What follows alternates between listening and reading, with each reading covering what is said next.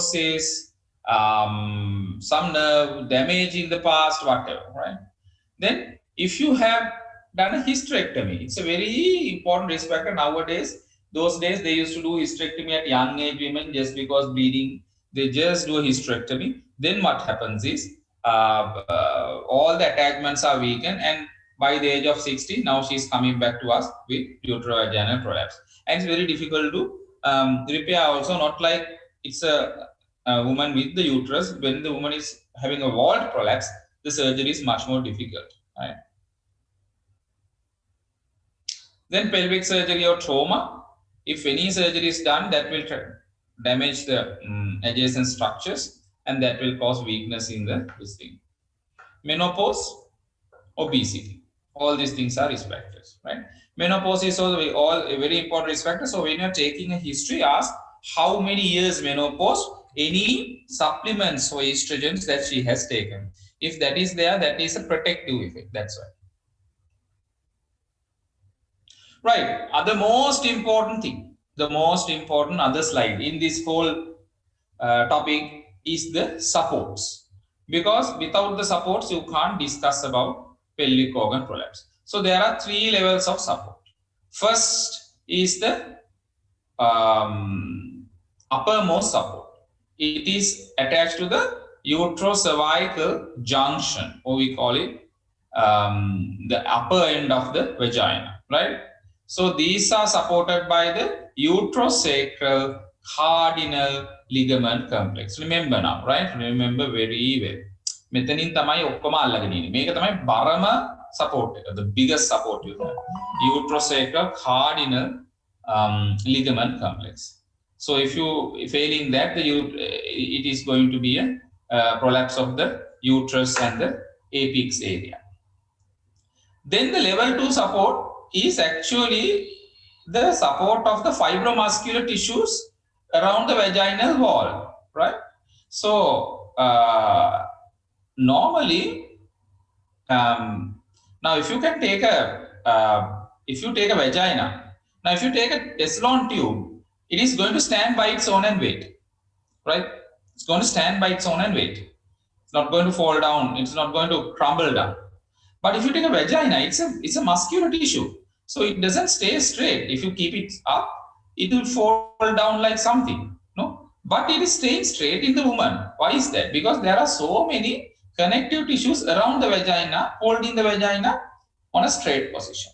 If these are failing, then the bladder and the rectum, which are associated in the anterior and posterior aspect of this vagina, will come crumbling into the vagina.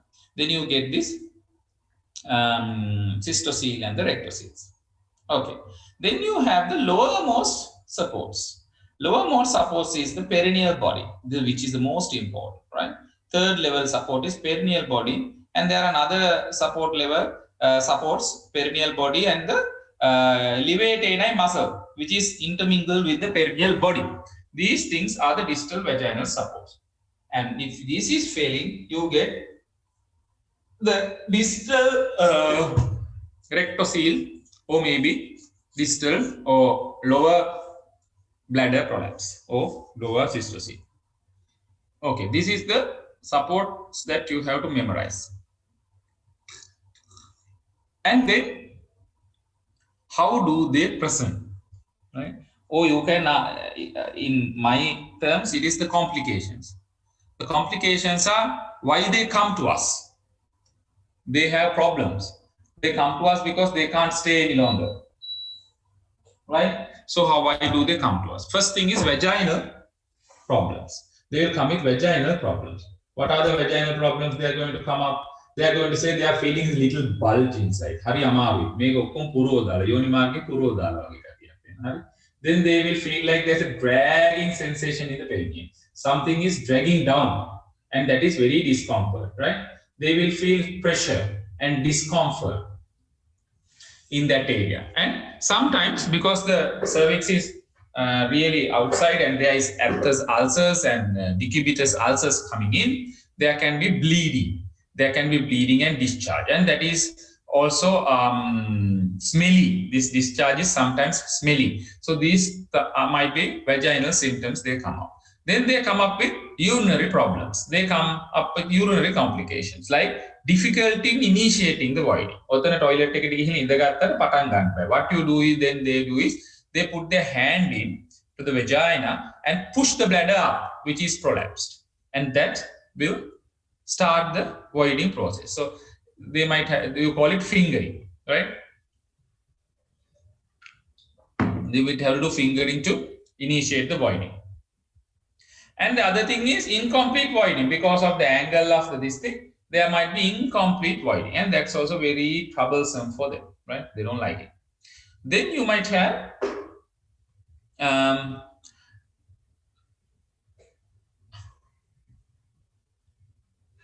this voiding maneuvers is what I call the fingering, right? Voiding maneuvers. And then incontinence, right?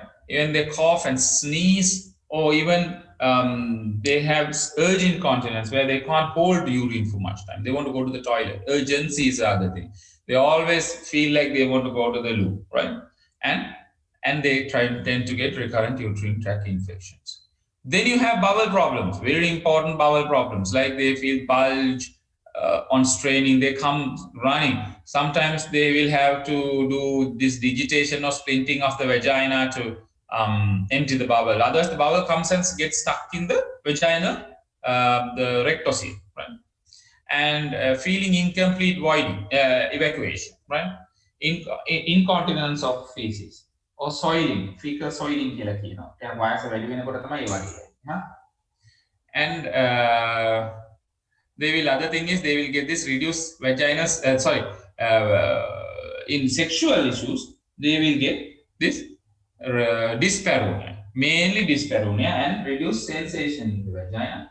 And other thing is because this, the vagina, the prolapse is there, it feels very unpalatable for them to have sex. So they will avoid sex. So they have not had sex for a long time. Sometimes it might be a distressing factor that might cause depression as well. So it's very important to ask all four things in your history. Again, I will recap the vaginal symptoms, bladder symptoms, bowel symptoms, sexual symptoms. Don't straight away ask about sexual symptoms. First ask whether she's sexually active or not, right? Now, classification is a problem because when you try to explain some of the prolapse to another party, you have to have proper classification. So the classification that is used for uterovaginal prolapse is called the pelvic organ prolapse quantification, top Q classification, right?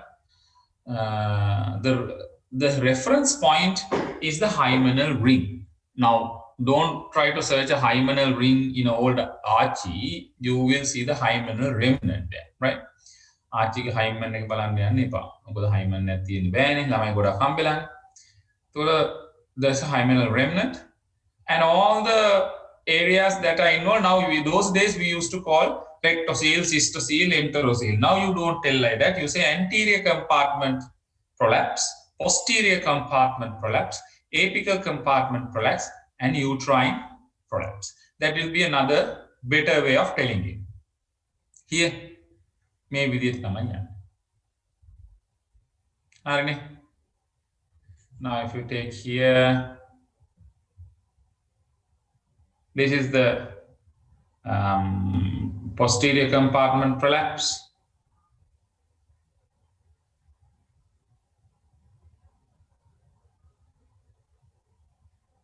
Right. This is a anterior compartment prolapse. See, cystocele coming out of the vagina. Right. There is a lower compartment. If the higher compartment, it will come from this area. So always tell the anterior vaginal prolapse can be upper anterior vaginal wall prolapse or lower. In olden day words, it is urethrocoele or cystocele. Posterior vaginal, rectocele, enterocele is upper compartment, lower compartment, apical union. So according to PopQ, 0 is no prolapse, 1 is the most distant part is more than 1 centimeter above the hymenal ring, 2 is less than 1 centimeter but above the hymenal ring. Just you can just feel it.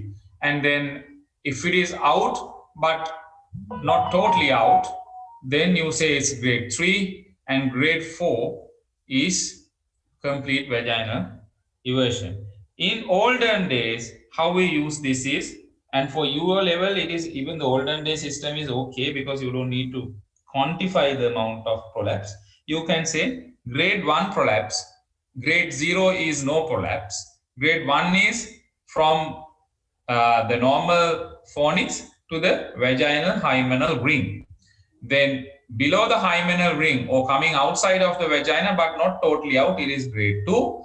When it is totally out, or when you palpate with your hand, you can go above the fundus of the uterus from outside, then it's called complete vaginal eversion or procedacia. This is not needed. Not needed. Okay.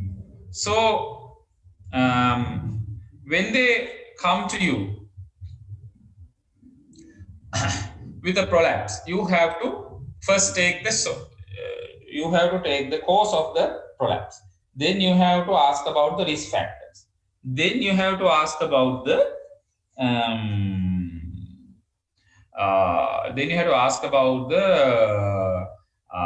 complications. Now then comes the examination part, but I don't think I have examination in this lecture. So I'm going to talk about the examination because this was not prepared for that. This is about the management is only going after that. So I'm going to tell you how to examine a vagina now, because mainly the surgical aspect was discussed here, which from here onwards you don't need. But I'm going to talk about, I'm going to discuss about how to examine, because at your level, what is most important is that. Right? So when a woman comes with vaginal prolapse, now you have to examine. Right? They will, if they will want at least inspection for you to practice, right? So first you have to take the consent from the woman. Right? You have to take the consent from the woman, and you have to do a basic abdominal examination, but that will be normal. Then you go for vaginal or perineal examination. In the perineal examination, that day the medical students who were doing the gynae side was with me. I discussed this in detail, how to examine the pelvis. I told them to even, I think, record of මම දන්නේ එහෙම කරා වෙන්න ඇති සමහර කට්ටිය අහලා බලන්න ඕගලන්ගේ ඒ එදා group එකට මම ඒක කරා මේ ward එකේ. So how do you explain a prolapse? So first you start with the mons pubis. Right? First you start with the mons pubis. You are going to tell the hair distribution is sparse, well or scanty or shaven. Then labia majora, labia minora, right? They might be atrophic or whatever. They might be shaven. All these things, any lumps or bumps or anything like that. And then you go back to the clitoris. If the clitoris, if this older woman, it will be atrophic. You can tell about the clitoral atrophy. Then you go to the urethral orifice. Any discharges, bleeding, caruncles, anything like that, you're going to talk about them. Or any prolapse. Even sometimes women with your vaginal prolapse will have a bit degree of uterine prolapse as well, urethral prolapse as well. You have to tell about that. And then the vaginal opening. In the vaginal opening, normally if it is normally you will get a grade 2 prolapse or more. So you will see that the cervix is coming out of the vagina. So you're going to explain it like this. So in the vaginal opening, sir, I can see a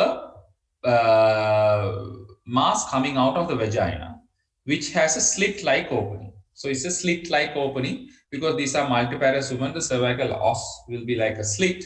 So you will have a slit-like opening in the vagina.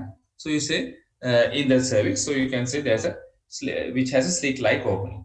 Because of that, I think that is a cervix. So the cervix is coming out of the vaginal introitus.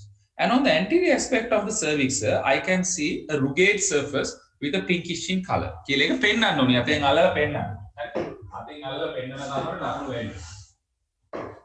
මේ කරනකොට හොඳ වෙලා හොඳම වැඩේ තමයි gloves දෙකක් දාගෙන මේ පොඩක් අත ලුබ්‍රිකේට් කරගන්න. එතකොට අර රිදෙන්නේ නැහැ. නැත්නම් ඩ්‍රයි නේ වෙජයිනා එකෙන් ඔක්කොම එළිය තියෙන ආච්චිලාගේ ඒක ඩ්‍රයි. ඒතකොට ඩ්‍රයි එකක් අල්ලනකොට ඒගොල්ලන්ට රිදෙනවා. හරි අමාරුයි. ඒකෙන් හොඳට ලුබ්‍රිකේට් කරලා අල්ලගන්නේ තමයි හොඳ ඔක. අල්ලලා පෙන්නනකොට. And then while holding the bladder, the rugged surface, you are showing the rugged surface and holding the bladder. What you have to do is you have to tell the woman to strain a little bit or cough a little bit. Then you can see the cough impulse coming in and you can see some fluid filling in the bladder. And you can say, and that is confirmed, sir, by this cough impulse and the bladder, feeling the bladder filling with straining. Once you do that, once you do the bladder, you slowly lift the cervix and see whether there's a rectocele that you can see outside, right? If you can see a rectocele, we can say there's a bulge coming out of the posterior vaginal wall coming out of the introitus as well, sir. So I think there's a rectocele as well. And then after you finish that cystocele and rectocele, you say, I would like to go for a speculum examination later to confirm about a higher vaginal wall prolapse like enterocele or apical prolapse, right? Then you go to the posterior fossa where you will see that previous episiotomy scars will be there. You have to document about those things. And then you're going to tell about the thickness of the perineal body. So you can say, if the perineal body is very thinned out, you can say, and due to childbirth, I think there's a huge perineal deficit with atrophy of the perineal body and the supports of the lower level support of the vagina. You can tell like that, right? And then you finish your inspection and palpation. Then you go for speculum examination, right? So once you do after you do the inspection, you go for speculum examination. In the speculum examination, you can ask her, I would like to do a SIMS speculum examination, which is most appropriate. Or you can say, what would you like? Normally a SIMS is good enough. For to do a SIMS, you have to put the uterus inside and then do a SIMS speculum examination. I think I showed how to do a SIMS speculum examination that day. You have to have a SIMS speculum and then you take a sponge forceps, attach a small cotton or a gauze bud into the edge and lubricate it, lubricate the speculum, put the patient in SIMS position with the leg, upper leg flexed and the lower leg extended, and tell her to lift her buttocks up with her hand and slowly put the SIMS speculum posterior vaginal wall and push it upwards. Then you can see the anterior vaginal wall and the cervix. Then use the sponge forceps with the gauze or the cotton swab attached, push the posterior vaginal wall, anterior vaginal wall towards anteriorly, and then tell her to strain. You will see the cervix coming down, apex coming down, and the anterior vaginal wall area coming down. Slowly, after you see that, slowly use the same sponge forceps on the anterior side, keep it steady there, and slowly take out the SIMS speculum so that you can see the posterior vaginal wall prolapsing or coming down, right? So that is how you examine this thing. After you do that, you can do a bimanual vaginal examination after again putting the patient in the normal dorsal position and see whether there are masses or anything like that, because otherwise you go for a surgery and there's a mass and you are in big trouble. So do a bimanual vaginal examination as well for completeness of the topic.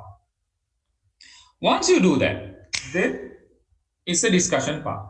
So in the discussion, what are the management options available, right? In the management options, you have this conservative management. Conservative management is doing nothing or allowing her to use the pessary. So there are very clear indications for conservative management, right? So conservative management, is basically done if she is either non-fit for surgery, either she is awaiting a surgery, or either she really don't want to consent for surgery. So then you do for consent management. Most commonly what we use is a vaginal pessary. So these are prostheses. These are made of silicone. They are very they don't have allergic properties much, and they are usually have different major size and shape changes. But you can't use specific for each and every woman, right? If you have allergy for that, very rarely you can have it, you have to remove it. If you have endometriosis, you have to remove it because they are very stuck inside the endometriosis, so it might cause severe pain. If the patient does not come to you regularly, because every 3 months you have to replace it, otherwise they can have fistulae or even impaction and so many big problems. So it's very important that they have to come and remove it and exchange it every 3 months, right? So these are pessaries. You can see how many types of pessaries. So there are these ring pessaries which are commonly what we use. There is a shelf pessaries, American shelf. Only the difference with shelf pessaries is you can't have sex while doing it, right? So they occupy. They are very good at preventing prolapse, but the problem is you can't have sex when you are having a shelf pessary. One of the complications is a foreign body. Sometimes it might cause discomfort because it's a tight fit. If it's a loose fit, it might fall, and that might cause humiliation. Right? So then you have to be careful to put the correct size. Sometimes because it's a foreign body, you can get a discharge and an odor. It can cause chronic irritation.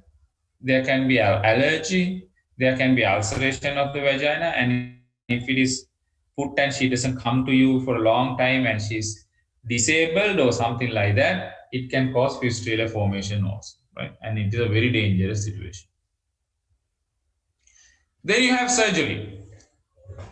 So surgery has so many advantages. One thing, it relieves the symptoms, it corrects the defect, it maintains the bladder and bowel function, and as well as sexual function, which is not done with the pessary. It will prevent new problems coming in, and it restores the anatomical and functional state of the vagina, right? So it's a very important thing. So you have either vaginal hysterectomy, anterior vaginal wall repairs, posterior vaginal wall repairs, and apical repairs. Now, either thing can be done by vaginal approach, abdominal approach, especially for apical repairs. Other vaginal surgeries, vaginal approach, you can do, or you can do sling procedures. But nowadays, we don't do much of mesh repairs or sling procedures because there's a risk of fistula formation and sorry, what do you call that? It will try to ulceration, I think. No, it might come out. There might be dyspareunia, and even there can be dyspareunia, and the male partner, there can be damage to the penis if these things ulcerate in the future with meshes, right? So surgery wise, you don't have to know much about how to do the procedures. You can go to theatre and see how they do it, but that is not essential. But what you know is how do you prepare a patient, because you are going to be trained to become a house officer. So how do you prepare a patient is most important is you check the medical suitability for surgery. These are older women, they are multiple comorbidities, and they will be having to be optimized in that aspect, right? They might have diabetes, they might have hypertension, obesity, hip fractures, these things, because you have to do it in a special lithotomy position when you are doing this surgery. So all these things has to be assessed in the woman. and all the basic investigations, including an echocardiography and a chest X-ray, and maybe a chest X-ray and maybe a echocardiography have to be done, and there are all the cardiac and respiratory functions has to be assessed. Normally, ultrasound scan is done, especially because when you're doing a vaginal hysterectomy, you will not normally remove the ovaries. So if there is a problem in the ovaries, then you have to be careful. And other thing is, if there is a uterovaginal prolapse, and if we don't do a scan and we do a vaginal hysterectomy, and if the vaginal hysterectomy the sample comes as endometrial cancer, then it's a problem, because then you have to again go for abdominal surgery and remove the ovaries and all these things. So it's a big problem. So always do a scan, get the vaginal, get the endometrial thickness, get the sizes of the ovaries and everything. And if they're normal, only you have to proceed with the vaginal hysterectomy. Right? So you have to know how to order the investigations, get the consent, and prepare the patient for surgery. And normally, after vaginal hysterectomy, the complication rates are very low. They can go home the next day or the day after. They can do their normal daily chores. That's okay with them. The only thing is they must not do heavy work, and they can normally start their normal activities total normally after about 2.5 months. If their vagina is very dry and this thing, and they want to have sex after the surgery, they will have to offer them estrogen creams, and that will help moisturizing the vagina, and you have to offer them vaginal gel as well. So if you do these things as a HO, I think that's more than enough for your knowledge. Right. So I think I discussed how to take a history as well as the aspects of managing a uterovaginal prolapse. Make a short note because this is a very important lecture.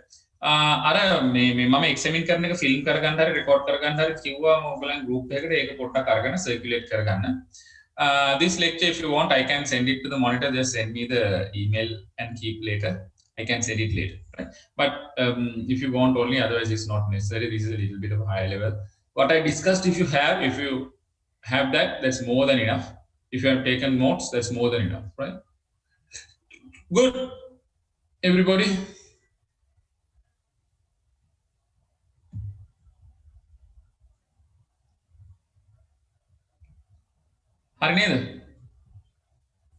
Shall we end then? So there are a couple of questions in the chat. Chat. Okay, sir, can we see the slides currently? Sir, now can. Okay. Sir, can you explain how to measure the correct size of the vessel? So you take a hand, you take your, examining VOG hand, and you put, okay, put into my video again. Okay, can you guys see me? Yes, sir. Okay. So this way, if the vagina, say this is the vagina, I have cut halfway. So I put my hand into the posterior fornix, and there will be pubic symphysis here. I'm going to put my hand in the posterior fornix. I'm going to get the pubic symphysis. So if the posterior fornix is here, then here, pubic symphysis is here, it is here. So this is the size. Right? So like that, posterior fornix to the pubic symphysis. If the pubic symphysis, if the vagina is very long, posterior fornix and the pubic symphysis will come up to about here. If not, it might here like that, right?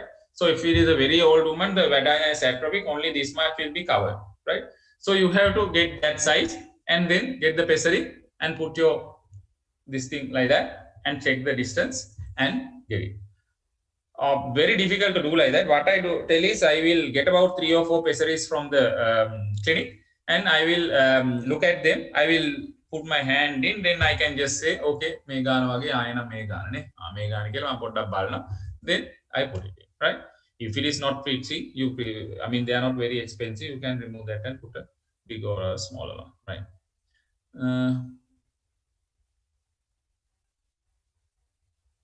Is sim speculum used to examine the cystocele as well?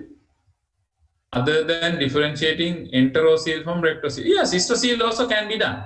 How do you do that? When you pull down the enteroceal or the posterior aspect, if you push it back, you can see the cystocele coming out very easily, right? Upper area also you use a say you this is the sponge faucet.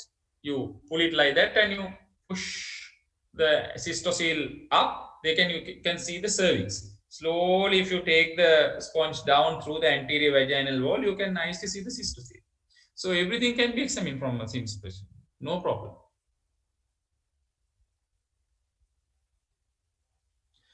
You cannot prevent.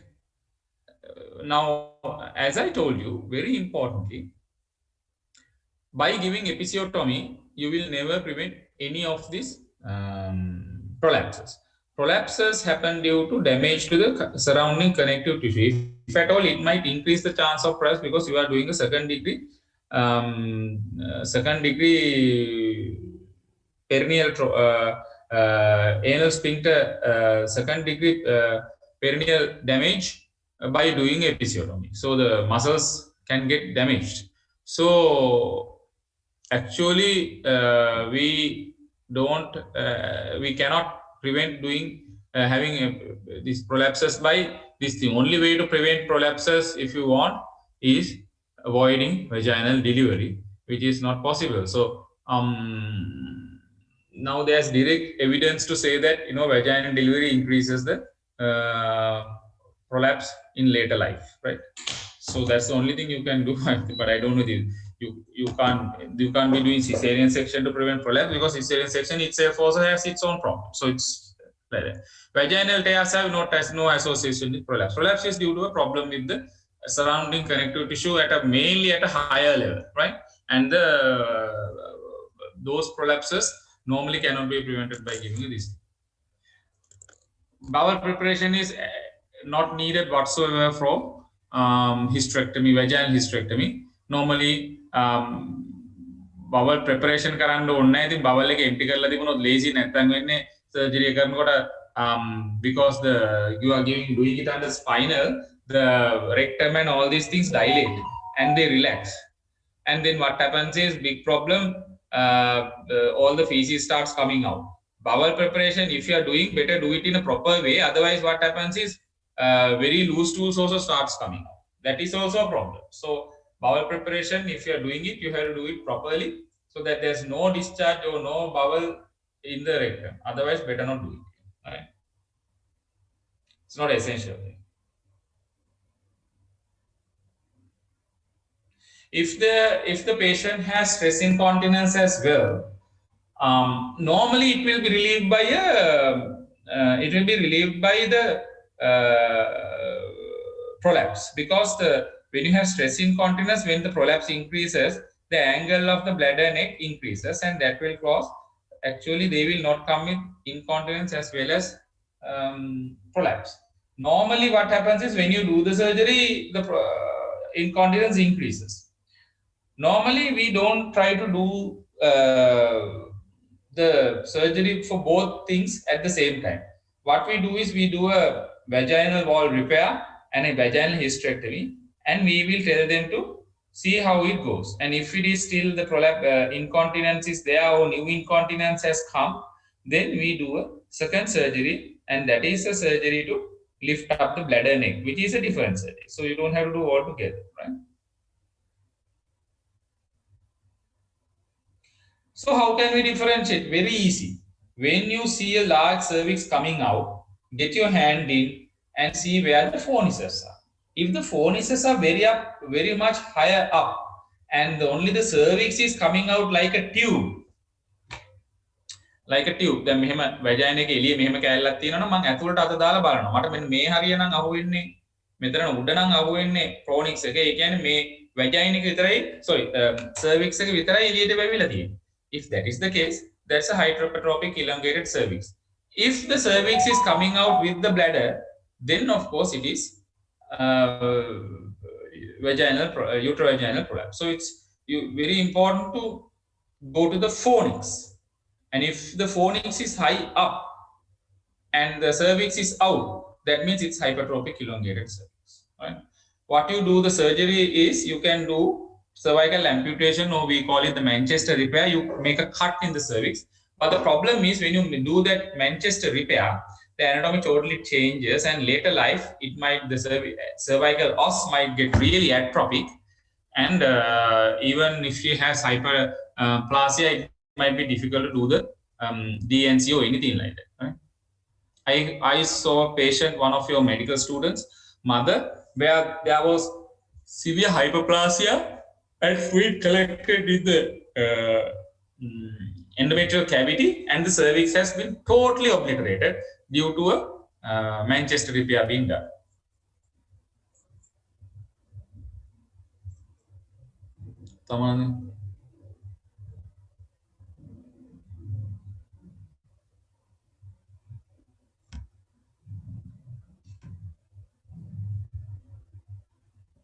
Yes, Manchester. Management of wall prolapse. Management of wall prolapse කියලා කියන්නේ wall prolapse එක ආපුවම manage කරන්න පුළුවන් ක්‍රම දෙකක් තියෙනවා. එකක් තමයි sacrocolpoplexy කියලා එකක් කරන්න පුළුවන්. Sacrocolpoplexy. You get the vault and get a mesh fixed to the wall and get that mesh fixed to the sacrum. There's the anterior longitudinal ligament in the sacrum. You can fix it there. It's a very difficult surgery though, because there will be a lot of adhesions at this point due to past hysterectomy, right? So it's very difficult surgery, but you can try to do it. You try to make a tunnel and get the mesh which is fixed to the this place where the wall. Get the mesh through the tunnel and then suture it to the wall. That will do the job, but it's a little bit of a difficult thing because there's a lot of bowel involved, right? Other thing is you can do sacrospinous fixation, which is done vaginally. That is easier. What you do is you get the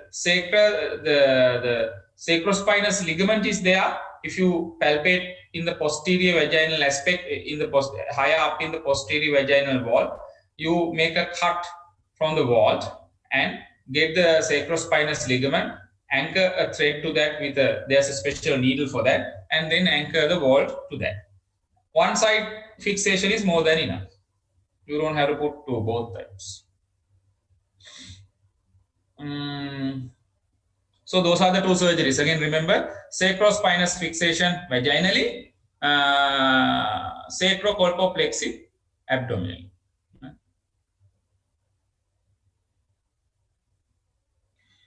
Sir, is it necessary to do sim speculum examination for grade 3?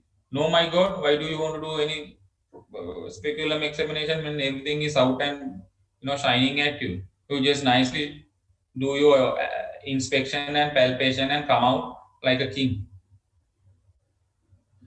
Colpoclasis is done only if there is really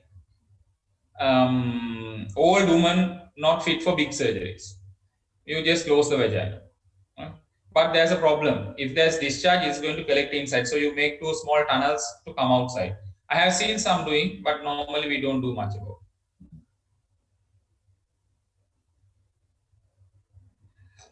Third degree prolapse, you don't have to do anything. Then the last one is HRT. So does HRT have a role in prevention or treatment in new prolapse? No. HRT might have a preventive role, but the risk outweighs the benefit. So you don't give HRT to prevent future uterovaginal prolapse. So it's out of the question. Well, treatment, no. It is not going to go up because you give HRT. So all these medical treatments are not going to help in this thing. Only treatment modalities are speculum examination, pessary insertion, or surgery. That's all, nothing else. Okay. Good. I think I have answered all the questions. So I will meet you next Monday, I think. So if there's anything that you have to discuss, you like to discuss with me, you put. Others, I will discuss what I might like. I will go through the lectures and see. Right? All the best then. Thank you, sir. Okay.